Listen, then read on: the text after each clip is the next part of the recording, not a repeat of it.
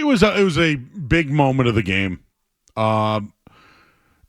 Do I think there was a wrangle? And I think you all know I'm all about the wrangle. I think myself and Dan Lifshatz have created the wrangle. The ref angle is real.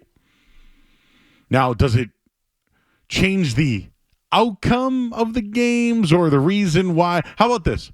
I do think that there are plays that happen where the officials are involved that impacts the game. Now, do I think that they're on the take or doing it because they agree on they want a certain team to win? In the NFL, I don't feel that way. I don't. But have there been some Chiefs moments this year where they got the calls? Absolutely. But that's what happens when you're good. And I brought this up yesterday to Leroy, so I wanted to double down on it today. For the stuff that Mahomes does that people don't like, I actually thought Brady was way better at that. I thought when Brady got hit low, he would point at the defender, look at the ref, and he would scream at the ref, and he'd get the call. I can bring up Terrell Suggs. There's many different ones. There were times where Brady begged for the call and didn't get it.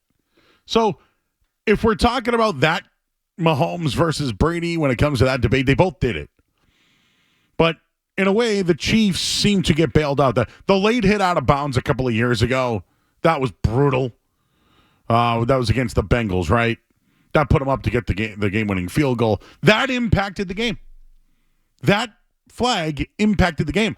I thought last week the push-off play from Keon Coleman that they threw the penalty on Baltimore, I thought that impacted the game because they would have had to punt, and the Ravens scored 2 touchdowns in a row. The whole 2-point conversion thing would have been no. But I had a lot of problems with the broadcast last night. When Josh Allen went for it, I thought they should have challenged it or brought out the chains on 3rd down. What happened to the chain gang? What happened to this thing? I've joked about this before, but I had friends in high school whose dads would hold the chains. In college, they do the same thing. What happened to measurements in the NFL? This would have been a great spot for one. I would have wanted that on 3rd down. Then on 4th down, you actually know the line to get. What was the line to get? We assumed the line to get. We thought the ball hit the line to get. Maybe it didn't. I don't know. One ref came in, thought they got it. One ref came in, thought they didn't. There needs to be a better way to handle this thing. And the broadcast, I thought, was horrible about it. I didn't know what the ruling on the field was. All I saw was Chris Jones and everybody celebrating. And then them going to the video. I didn't know if the ruling on the field was first down. I didn't know what was going on. It was hard to understand. And then you get Romo in there, and then Gene Steratore is like, third of the football. It was really hard to understand. So, I don't know. Bring back the chains. That's where I start.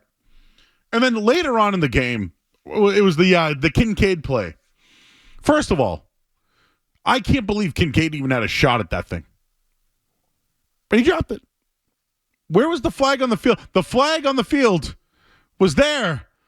So I can understand some people thinking was that flag in case he did catch the ball and the Chiefs would have got. I can understand that joke. I can belly laugh at that one. I thought the broadcast was not great.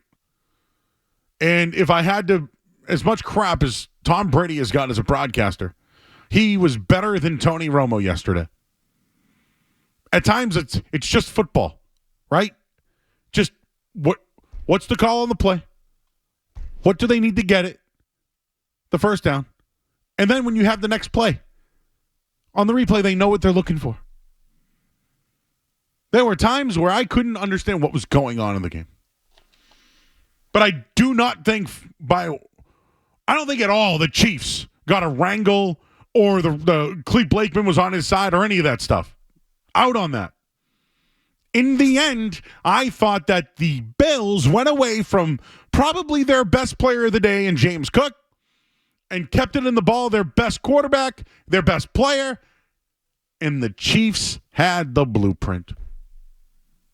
I thought there was a coaching mismatch as well. 617-779-0985. Skaz, you watch the games. I'm Brady over Romo all day long.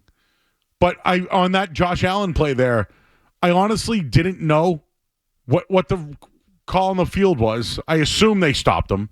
Then they went to the thing. Then they come back and say, I don't even know how they could have even said either way if they came away with something.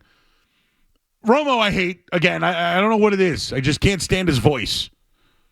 But that whole outcome, I don't blame the refs. I don't blame the league.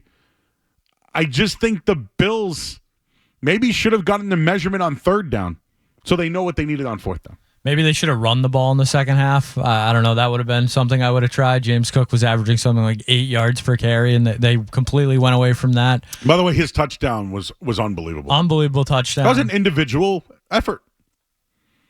And I'm with you on the Brady thing. I thought Brady was better than Romo yesterday. If Brady just didn't say the word stud 75 times, he loves calling everybody a stud. But I did think he was much better than Romo yesterday. I still don't think he's going to be great for the Super Bowl, but it's more of a him and Burkhardt thing than a Brady Romo thing. And yeah, I'm with you. I think the refs had very little impact on the outcome of that game.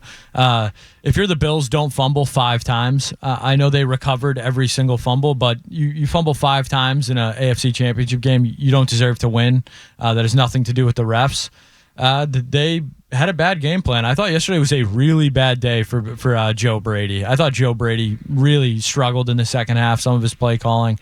And, it was Ben Johnson-esque almost the way he struggled against the Commanders. So tough day for the offensive coordinators in the playoffs. But I thought Joe Brady really, him and McDermott both, bad day yesterday. I thought they had a really bad day. And listen, I don't think McDermott should lose his job. I don't think Joe Brady should either, really. But Joe, weren't you of the belief that there was a chance Sirianni might lose his job if the Eagles lost? Absolutely. So why don't you feel the same for McDermott? He's been there a bunch and can't get over the hump. I wonder if that's what's going on in Buffalo Sports Radio today. Okay, who's the upgrade? Is it do you just make Joe Brady the head coach? After watching that yesterday, I don't know. That's what I mean. Give Mike McCarthy or McDermott. See, people probably call me crazy. Mike McCarthy's probably a better head coach. Well, we do notice the type of coach that's in the Super Bowl, right? Offensive. Mm-hmm. The very highly paid defensive coordinator. Yep. And who lost, by the way, yesterday? Dan Quinn. Defensive-minded guy. With the highly priced offensive coordinator, right? Cliff Kingsbury. And we just watched what happened with Buffalo. I'm trying to somehow swing this all towards the Patriots at some point. Joe, yeah. But the Patriots have Mike Vrabel and Josh McDaniels. And remember, they 2 head coaches is the term. Does that? I hate that analogy. And then watching yesterday, I still think the offensive-minded coach is the way in the league. By the way, the quarterbacks in the Super Bowl. Where was Jalen Hurts drafted? Where was Patrick Mahomes drafted? I believe Jalen Hurts was a second-round draft pick. I believe Patrick Mahomes was 10th overall. And if I recall, there were 2 number 1 picks who played against each other, Burrow, Stafford. I'm trying to think a little bit here, but I'm just thinking, because there was Brady and then there was Mahomes once. I'm trying to come up with there's a defensive-minded head coach with a high-priced offensive coordinator with a number 3 overall quarterback. How successful is that? How many kicks of the can do you get? If you want to use Jimmy Garoppolo when he went years ago, the 49ers, second-round pick. Brock Purdy goes, he's a 7th-round pick. I'm just, when I know Burrow went, Stafford went. But in the end, is it really that important? I know good quarterbacks in this league is what everybody wants, and it's all about the quarterback and da-da-da-da-da-da-da. By the way, I had a developing Josh McDaniels take over the weekend that I'll share with you on the other side here. But defensive-minded coaches with the offensive coordinator, it didn't work. It didn't work to get to the Super Bowl. 617-779-0985. Gino's in the car. Hey, Gino. Hey, what's up, Joe? So just wanted to talk about the game last night.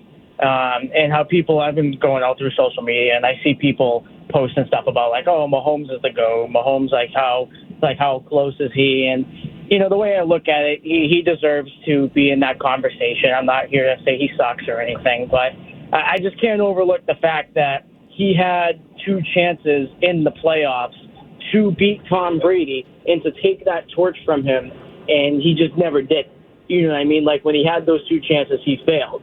So, like, that, it's crossing sports and not a perfect comparison, but I think of Bill Russell and Will Chamberlain. So, real quick, what's your Royal Rumble prediction, too?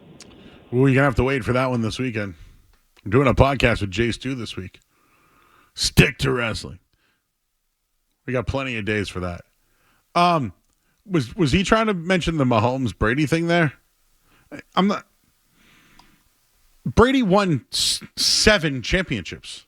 Like, if they win this thing, I'll put them with that first 01 to 04 Patriots. Now, granted, he'll have 4. And, one of the first to do it since I think the Packers. I don't even know if that was NFL. That might have been old days there, but can we just all admit that Patrick Mahomes is a good quarterback? And we don't have to compare him to Brady. And I'll just flat out say this. Patrick Mahomes is 10 times the athlete that Tom Brady ever was. Sorry. I know people don't like that one. But this guy was an elite arm talent with foot speed. He's built. He's got a dad bod and a half.